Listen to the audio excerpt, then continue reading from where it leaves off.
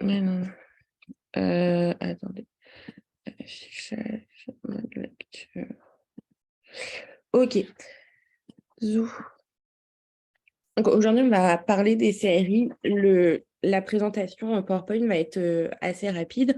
On va juste revoir un petit peu le principe des séries, leurs points positifs, points négatifs et les molécules. On va vraiment parler juste de certaines molécules qu'on utilise le plus fréquemment pour qu'on les mette en place le plus rapidement possible. Mais évidemment, on parlera d'autres molécules plus tard.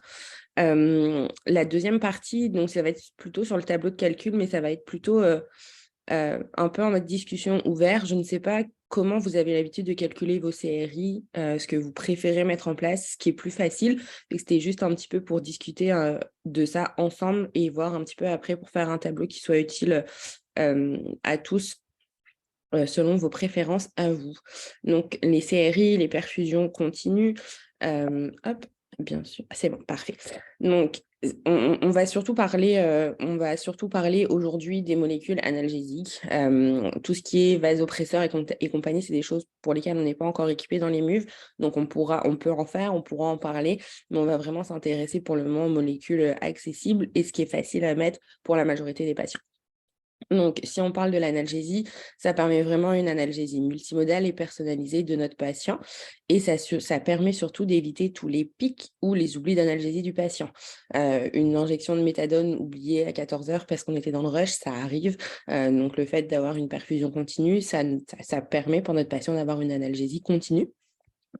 Et d'avoir vraiment quelque chose de linéaire. On fait notre petit bolus, on met en place notre CRI et on va avoir une concentration plasmatique de notre molécule qui va être constante et donc on évite tous ces phénomènes de pic et donc à chaque petit valet, à chaque petite creux, il peut y avoir un phénomène algique ou une hyperalgie de notre patient qu'on va essayer d'éviter grâce à ça.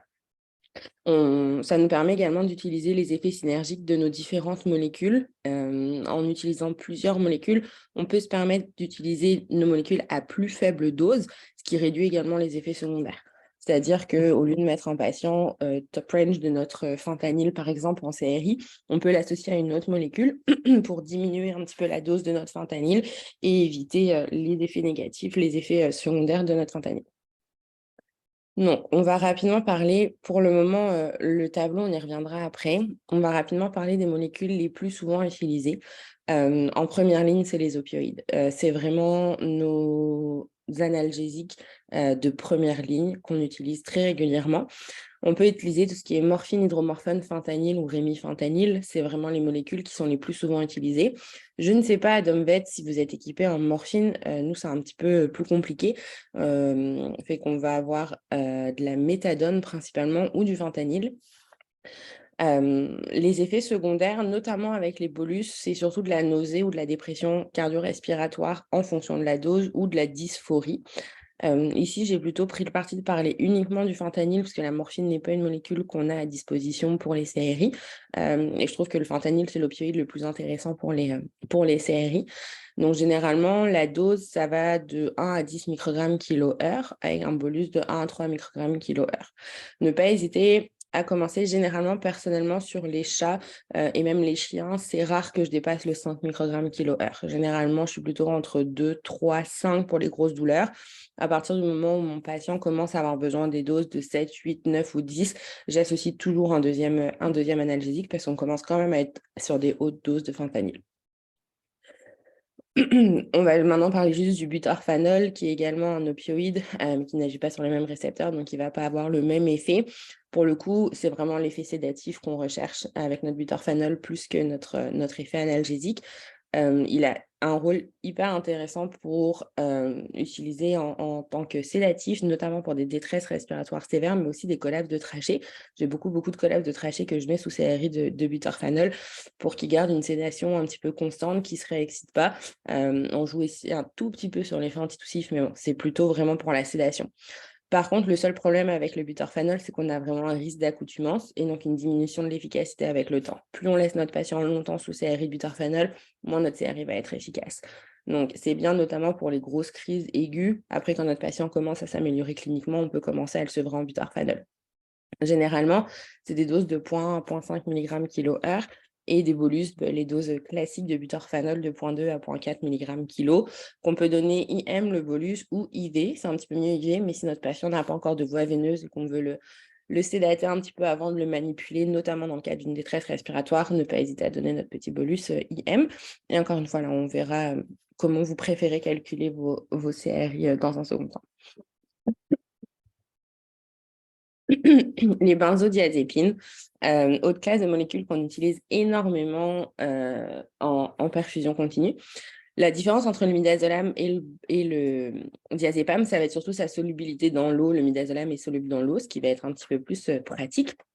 Et on a vraiment un effet synergique entre nos opioïdes et nos benzodiazépines. Donc, ça permet de réduire l'utilisation du fentanyl quand on utilise une benzodiazépine de manière associée. Pratico-pratique, faites attention, elle se lie au plastique et il faut vraiment la protéger de la lumière. Généralement, on évite de préparer des seringues de midazolam ou de diazépam pour des trop longues périodes de temps. Donc, on le fait pour 4, 5, 6 heures et ne pas hésiter à changer ou à refaire notre système et à bien entourer la seringue de V-Trap parce que sinon, on va avoir une altération de notre molécule et une baisse d'efficacité. Donc, on va l'utiliser principalement pour nos crises convulsives ou pour rechercher une myorelaxation sur certains patients qui pourraient, par exemple, avoir une intoxication avec des toxines trémogéniques, par exemple. Les benzodiazépines peuvent être un petit peu efficaces dans ce rôle-là également. Par rapport à notre crise convulsive, quand on met en place nos benzodiazépines, ce qui va être important, c'est de faire un sevrage vraiment progressif en diminuant notre dose de 25 à 50% par palier sur 4 à 6 heures. Si lors de notre diminution de dose, notre patient représente des crises convulsives, on réaugmente. Si par contre, pendant 4 à 6 heures, il n'a pas présenté de crise convulsive, on rediminue par palier de 25 à 50% jusqu'à avoir un sevrage complet. Généralement, les effets secondaires des benzodiazépines en CRI, c'est les mêmes que quand on donne une injection, c'est-à-dire que si on l'utilise sur un patient sain, ça risque de faire plutôt de l'hyperexcitation et de la dysphorie.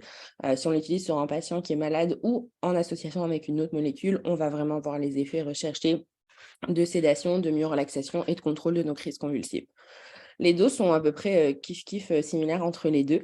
Notre diazépam, on va l'utiliser plutôt de 0,2 à 0,5 mg kilo/h versus 0,2 à 0,4 mg kilo/h pour notre midazolam.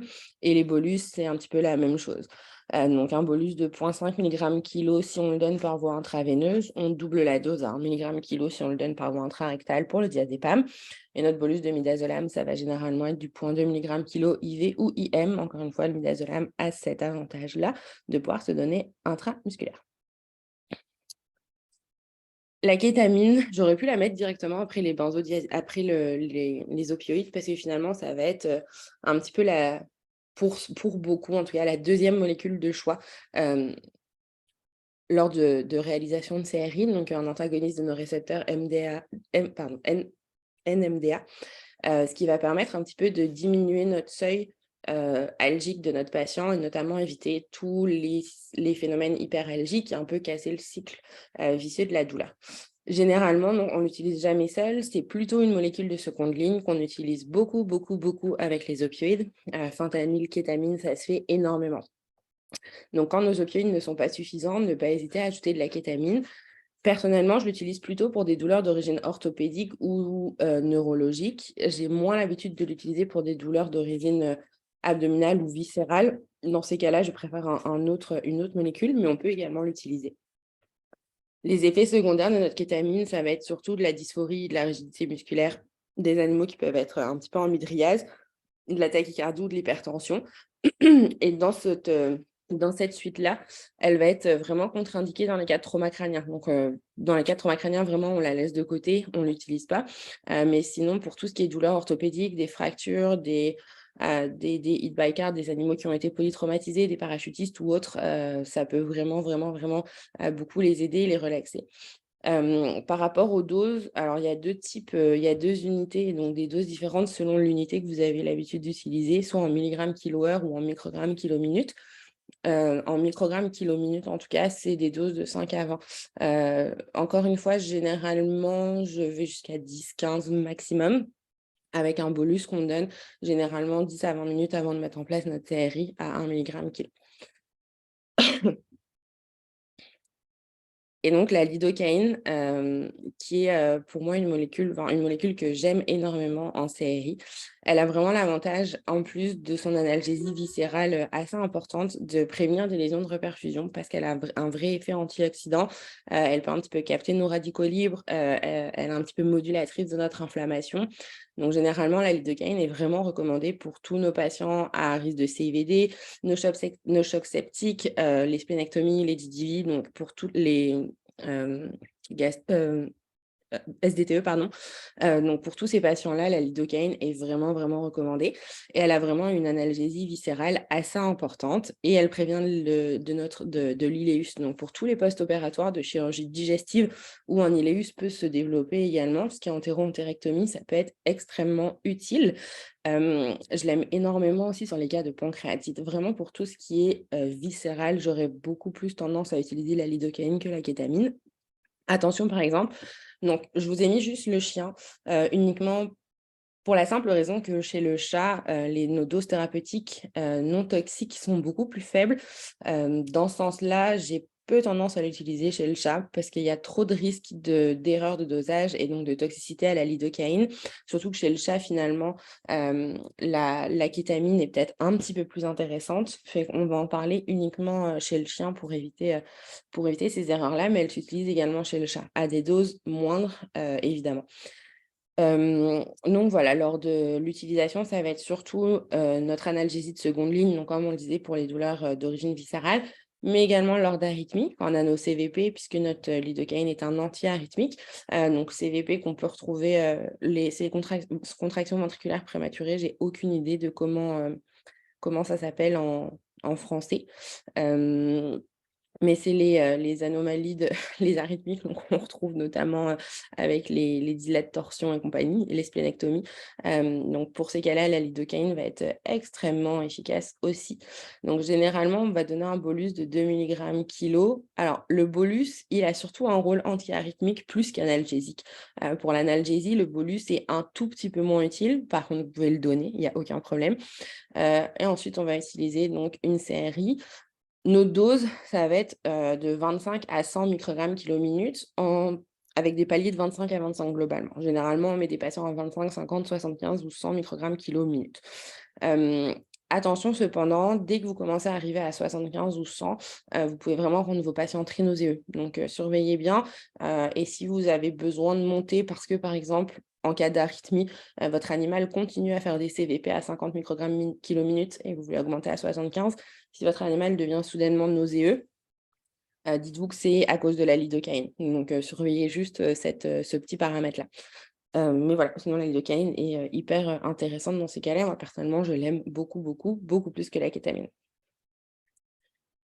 Et je crois que c'est la dernière molécule de laquelle nous allons parler, la médétomidine. Alors, encore une fois, je ne sais pas si vous utilisez plutôt la dexmédétomidine que la médétomidine. J'ai une préférence pour la dexmédéto, mais on a ici à disposition principalement de la médétomidine. Hem, alors, analgésie de seconde ligne, oui, parce que la médétomidine a tout de même un effet analgésique. C'est pas la meilleure, mais dans le cadre d'une analgésie, multimodale de nos patients, elle peut vraiment être utile. Elle est beaucoup moins analgésique que nos opioïdes ou que notre kétamine, mais ça peut vraiment être intéressant de la mettre en place quand on est des animaux qui restent algiques malgré déjà l'association de 2 molécules. Elle a par contre, l'intérêt de pouvoir sédater nos animaux, de réduire le stress, donc ça va être, hyper intéressant sur tout ce qui va être, patient, extrêmement agressif ou anxieux, ne pas hésiter à mettre en place des séries de médétomidine, ce qui va, eux, les aider et nous aider parce qu'on va enfin pouvoir les manipuler.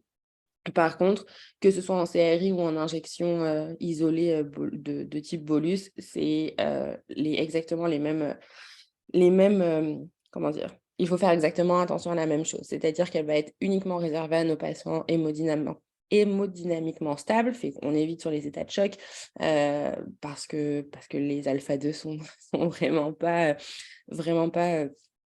utilisés pour ça, à cause de tous les risques d'hypotension notamment, et on évite l'utilisation chez nos patients cardiaques. Donc sur un patient hémodynamiquement stable qui n'est pas cardiaque, mais qui va avoir tendance à être agressif ou anxieux et très stressé, ça peut vraiment être utile.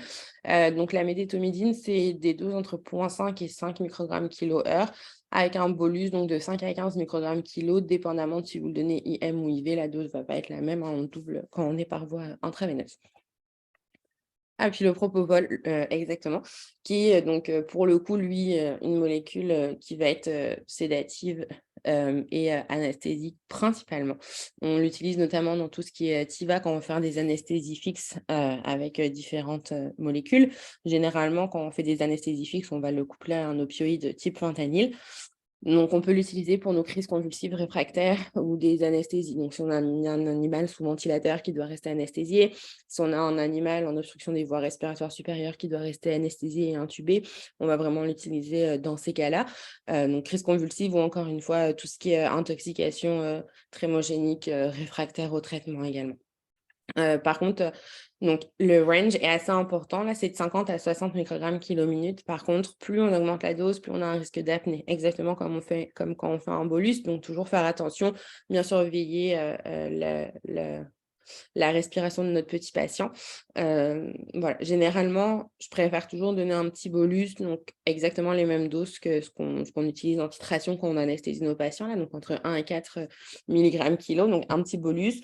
Ne pas hésiter à commencer tranquillement, 50, 100, 150 ou 200 microgrammes kilo-minute et à augmenter progressivement selon notre patient et l'anesthésie qu'on recherche.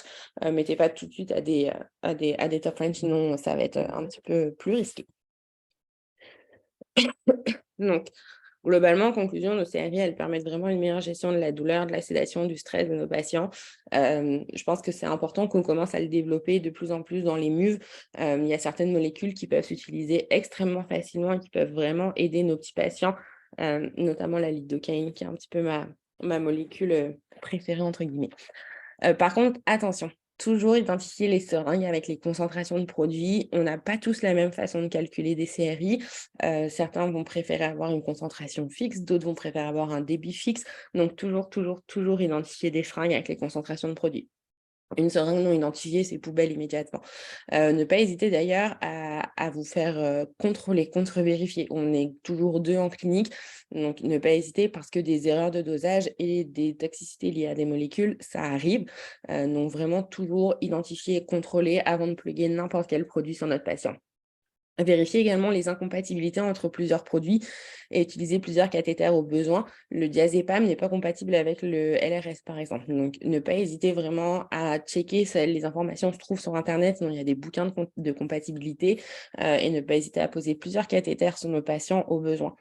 On en fait une utilisation raisonnée selon la clinique du patient. C'est pas parce qu'un animal arrive une fracture qu'on sort tout de suite le Fentaqueta. On évalue comment dire, la douleur de notre patient. Il y a des patients avec des fractures qui vont être très confortables avec du confortant Q4 heures. Il y en a d'autres, on les touche à peine, ils vont sauter au plafond et ceux-là vont avoir besoin de Fentaqueta. Mais vraiment, on fait une utilisation raisonnée. Je veux pas qu'il y ait comme ah, lui, il a ça, on va lui mettre une série de ça. Non, on évalue notre patient, on regarde un petit peu son besoin. Et on fait vraiment un sevrage progressif d'une manière générale avec des réévaluations régulières, quelle que soit la molécule que vous utilisez. Essayez de diminuer par palier assez progressivement sur une demi-heure ou sur 1 heure.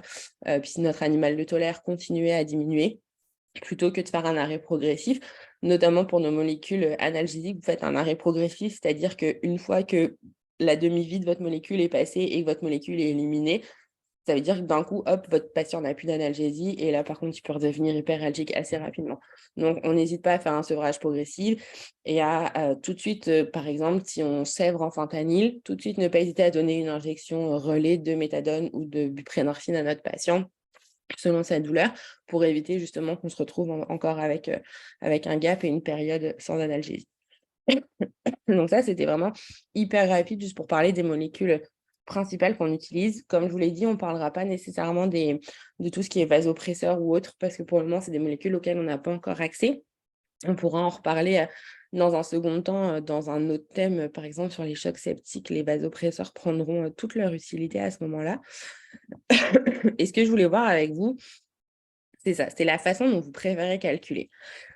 Globalement, il y a des molécules qui vont s'utiliser avec du produit pur. La lidocaïne, typiquement, selon les débits que vous utilisez, donc, généralement, c'est sur les chiens. Un chien en SDTE, en moyenne, il fait 30 kg. Même si vous le mettez à 25 microgrammes kilo minute, votre débit, ça va être 2,25 ml/h. Donc, vous pouvez très bien le mettre en produit pur et le brancher directement à votre patient. Ce n'est pas un souci du tout. Par contre, pour les molécules qui ne s'utilisent pas en produit, enfin, qui peuvent se diluer en fonction des débits, qu'est-ce que vous avez l'habitude de faire? Par exemple, est-ce que vous avez l'habitude de préparer une seringue pour une certaine durée et vous fixez votre débit? Ou alors vous avez plutôt tendance à préparer une seringue pure et comment dire? Une concentration fixe cette fois-ci, c'est pas le débit, c'est vraiment la concentration qui est fixe et d'adapter votre débit en fonction du poids de votre patient. Je ne sais pas si c'est clair, mais qu'est-ce que vous préférez faire en termes de calcul de CRI?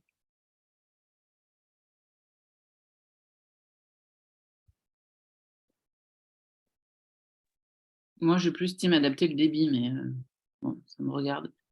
Du coup, toi, tu es plus team, tu prépares une seringue de produits purs. Mm. Ouais, mais moi, je suis plus team ça aussi, mais je pense qu'à Alfort, ils font une seringue, par exemple, de 10 ml pour 5 heures, ils mettent à 2 ml/h et c'est la quantité de produit dans la seringue qui va changer. C'est juste que je trouve que cette technique-là, Et moi. elle est adaptable aussi, mais admettons, si tu veux augmenter ta dose de ta CRI, Ça permet de faire le sevrage aussi dans l'autre sens. Tu diminues bah ton oui, débit. oui, parce que tu as juste à du coup diminuer ton débit pour Ouais, sevrer. oui. Ouais, moi, je trouve ça plus simple comme ça, mais d'adapter le débit plutôt que d'adapter la dose. Ouais, Parce que si tu as mis ta dose, après, tu peux plus rien changer, quoi. exactement. Je trouve qu'une fois que tu fais une seringue, tu as mis une certaine concentration de produit, c'est-à-dire que Mm. tu mets ta concentration de produit pour, par exemple, 2 microgrammes kilo-heure. Si ton Mm. patient, tu le mets à 10, bah, c'est pas grave. Tu multiplies par 5 ton débit et tu mets à 10 ml/h.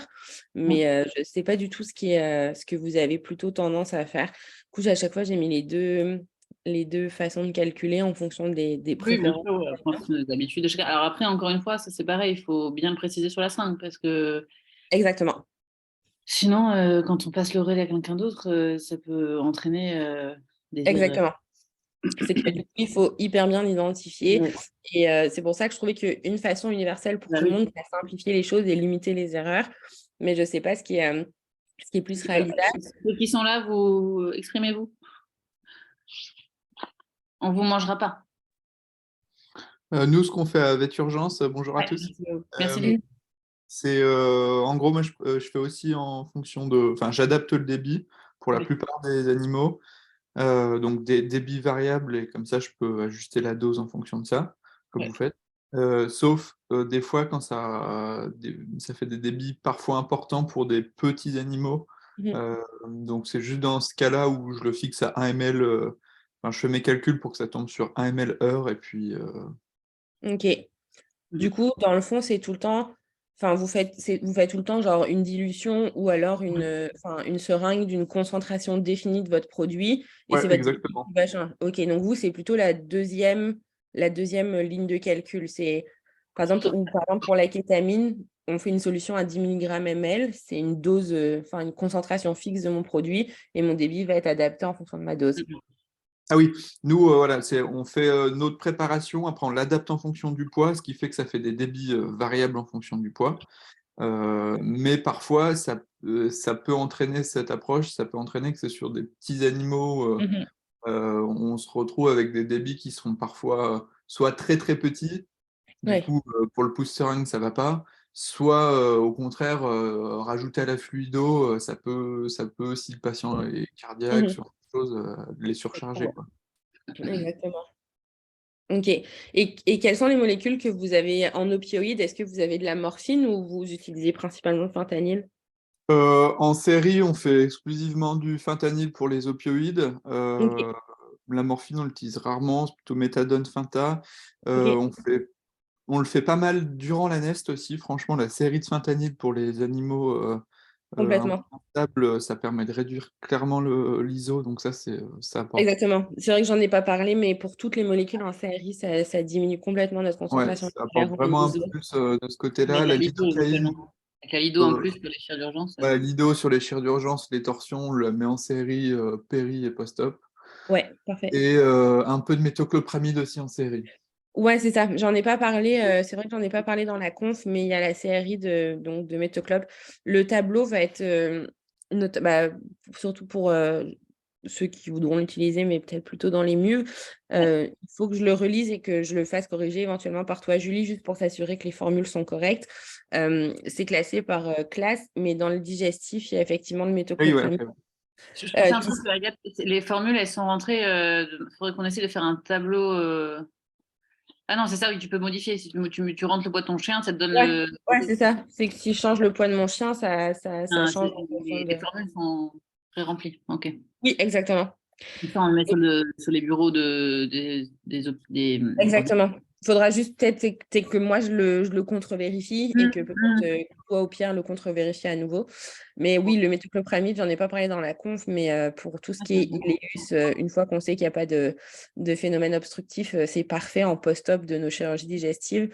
On pourra reparler des doses là, mais généralement c'est soit 1 mg kilo jour ou 2 mg kilo jour, ce qui fait du 0,04 mg kilo-heure ou du 0,08 mg kilo-heure. Et ça, pour le coup, comme c'est vraiment des perfs long terme, on peut vraiment préparer une grosse dose et une seringue de 50 pour les 12 heures d'hospice. Et pour le coup, régler le débit sur 4 ml et laisser tourner comme ça. Mais ouais, le métoclopramide, c'est vraiment chouette. Les furosémides aussi, on le fait parfois. Ouais, c'est ça. Ça, c'était dans divers. Je ne l'ai pas encore fait, mais le furosémide était prévu de le mettre en place. Éventuellement, la citronellexamique, mais on l'utilise plutôt en nivellant qu'en CRI. Et vous avez, je pense, des vasopresseurs à Domvet. Est-ce que vous utilisez la Oui, dose? on a des vasopresseurs, mais franchement, on les utilise rarement. Ok, et vous Enfin, utilisez moi, à plutôt titre personnel, j'en ai là jamais eu l'occasion de les utiliser. Ok, et vous avez de la norépi aussi? Ça, est-ce qu'on en a? Je pense que oui, on doit en avoir. On a de la Ok, DU et oui, je pense qu'on en a. C'est ok. resté branché anglo-saxon, hein, Agathe. Pardon?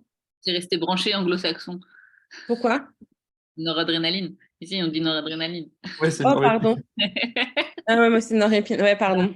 Je t'embête. Mais c'est vrai que En Angleterre, c'est pareil. en général, quand il faut les sortir, ça sent pas bon, quoi. Non, c'est ça. Non, Généralement, ça va pas très bien. ça pue un peu, oui. Mais c'est ça. Dans divers, il faudra que je rajoute le furosémide qu'on peut utiliser sur nos patients cardiaques et éventuellement des vasopresseurs quand on commencera à s'en équiper pour certains patients. Mais je pense pas qu'on la sorte très, très souvent non plus. Oui, puis encore une fois, quand on commence à la sortir, c'est que bon, on a prévenu les gens que c'était. C'est 50-50, les abdomens septiques, généralement. Ouais. Ouais. Donc, euh, donc voilà, dans le fond, c'était juste vraiment présenter un petit peu rapidement les molécules et surtout finaliser le tableau qui peut être un support. Je sais que les étudiants d'Alfort en ont déjà un, que je trouve un tout petit peu moins intuitif, par exemple. Donc on verra après en fonction des méthodes de calcul que vous préférez ce qu'on choisit. Mais voilà, le petit tableau était prêt Moi, pour je qu'on puisse. serais quand même vraiment d'avis, dans la mesure du possible, à laisser à l'adaptation du débit. Ouais. Mais bon, après, comme disait Léo aussi, il y a certains cas particuliers où vraiment. Ouais. Pour Au le début. fentanyl, par exemple, si tu fais avec ta concentration à 50 microgrammes kilo, si ton chat il fait 5 kilos et que tu le mets à 2, ça fait des débits à 0,2 ml/h. Fait que c'est hyper petit. Il y a des poussins qui le font très bien. Les nôtres, je ne sais pas si on n'est pas un petit peu en dessous de ce qu'il est Alors, capable d'administrer de manière précise. Auquel cas, tu vois, dans ce cas-là, bah, vaut mieux que tu fasses une seringue de 10 ml pour 5 heures, tu mets à 2 ml/h et c'est plus facile. Donc, je pense qu'en fait, il faut, comme dit Léo, c'est vraiment selon le poids de notre patient d'adapter un petit peu. Mais c'est sûr que pour un petit chat, tu te retrouves assez facilement avec des débits qui sont peut-être un petit peu trop petits pour la précision de nos pouces seringues. ouais. Alors oui, je l'avais cet Excel à l'ENVT, je l'avais aussi à mon époque de l'ENVT, mais je l'ai perdu. Je ne le trouve plus, je l'ai recherché l'autre jour qu'on a parlé de ça et je le trouve plus, en effet. Donc, donc voilà, donc il faudra juste qu'on voit un peu comment on les met en place, mais je pense que commencer à les utiliser de manière beaucoup plus systématique sur certaines chires d'urgence, ça peut être vraiment pas mal. Genre la lidocaïne, je pense que vous avez compris que c'est un peu ma molécule de cœur, mais je trouve que elle a tellement d'effets positifs que de la mettre sur toutes nos chires digestives et nos torsions spléniques et compagnie, c'est vraiment chouette pour les patients. Ouais, ça serait envisagé, ouais, effectivement. Ouais, surtout sur les torsions, quoi. Même sur les entéros, tu me diras, mais Ouais, complètement. le volvulus, c'est encore pire. Mais c'est ça, commencer à vraiment les utiliser de manière plus systématique. Après, il faut juste que je vois sur l'aspect pratico-pratique avec Pierre, mais ça, c'est vraiment C'est ça, chouette. mais puis même, faut qu'on rentre les lignes aussi en facturation. Exactement. J'avais une question, Agathe, par rapport. Je connais pas trop la réponse, mais je sais que pour la lido, j'en avais discuté avec un collègue un jour quand j'utilisais, mais entre le dosage anti-arythmique et le dosage antidouleur, on avait conclu à deux lors de la discussion que c'était à peu près à partir de 70-75 en dosage pour la lidocaïne qu'on a les effets anti-arythmiques, mais en dessous, c'est surtout de l'antidouleur plus que de l'anti-arythmique. Je ne sais pas si tu as... Oui et non. En dessous, on l'utilise surtout, je suis d'accord, pour de l'analgésie, mais j'ai déjà eu des patients avec des. D'ailleurs, c'est quoi le nom français des C'est CVP? ESV, c'est extrasystole ventriculaire. Merci. Du coup, c'est ça. J'ai déjà eu des patients avec beaucoup de SV en post-op de SDTE qui présentaient, donc, des patients en post-op de SDTE qui présentaient des ESV qu'on mettait sous les lidocaïne et avec un bolus et une CRI à 50, ils se calmaient quand même. Après, oui, j'avoue que pratiquement, il y en a, comment dire, de manière un petit peu expérimentale, j'en ai eu aussi beaucoup des réfractaires auxquels il fallait que j'augmente un petit peu ma lido à 75. Mais à 50, il y en a quand même qui répondent. Ok, cool. Et tu le mets systématiquement pendant combien de temps, les séries de lido sur les post-op? Ouais, en post-op, tu veux dire? Ouais, Ouais, vas-y. en post-op, alors là où je travaillais avant, on avait des ECG en continu, là on mettait de la télémétrie. Donc on mettait les patchs sur nos patients et on avait un écran en plein milieu de notre salle de soins où il y avait tous les ECG qui s'affichaient. Donc c'était pratique, on pouvait vraiment mettre nos patients sous ECG continu de manière hyper facile et on pouvait en mettre 5-6 en même temps. Donc je t'avoue que généralement, on laissait la lido au moins sur les premières 24 heures. Et on commençait à la sevrer progressivement si on voyait qu'il n'y avait plus du tout d'arythmie. S'il faisait juste des petites CVP isolées, qu'il n'y avait plus de tachycardie ventriculaire ou autre, on commençait à la sevrer. Généralement, dans les 36 premières heures, ils sont sevrés en lidocaïne. Même pour le côté analgésique, c'est la première molécule qu'on va avoir tendance à sevrer. On sèvre d'abord la lidocaïne, puis après on les sèvre en opioïdes.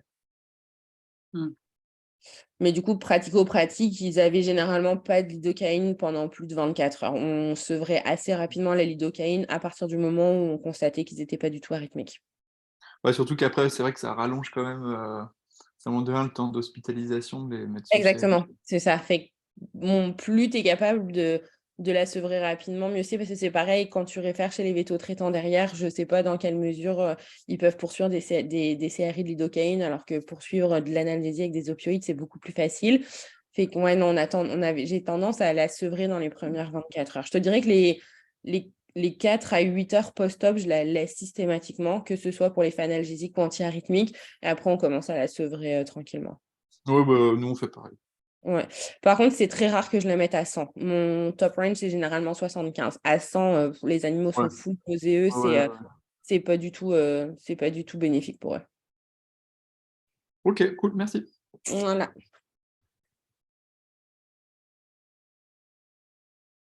Ok. Est-ce que vous avez d'autres questions?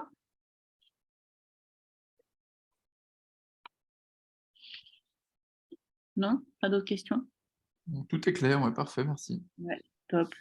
Bah, écoutez, t'es génial, comme d'hab. Oui, c'était vraiment cool.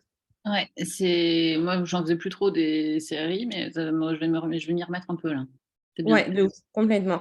Et pour vrai, Fanta, Lido, je te dirais que c'est les deux plus faciles à mettre en place. Mais même Métoclop, en fait, c'est hyper facile. Et le Métoclop en post-op de chir digestif, pareil, généralement, ils aiment ça et ça les aide beaucoup pour leur récupération post-op. Le Métoclop pour les pancréatites aussi, genre pour serrer un peu ton iléus. La seule chose, il faut que tu sois sûr que tu n'as pas de phénomène obstructif. Donc, pour un post-op, tu es sûr qu'il n'y a plus un obstructif. Normalement, les Et voilà. pancréas, bon, des fois, t'as des doutes. Exactement. Donc, c'est ça. Généralement, moi, je la mettais souvent, rarement avant qu'il y ait, par exemple, une écho officielle. Je veux dire qu'il y a Mais un sauf bon gros scan échographique, quoi. Ouais, exactement. Il faut vraiment être sûr, parce que pour le coup, ton métoclope, que ce soit en CRI ou de manière isolée, si tu as quelque chose d'obstructif, c'est les mêmes risques. Ok, ok, parfait. Il faut qu'on voit ce fichier. Ouais, complètement. Juste qu'on On va fasse une m'en occuper, mais peut-être la semaine prochaine. Ouais, complètement. De toute façon, pour le moment, on n'est pas à une semaine près de, de mise en place de nos séries. Effectivement.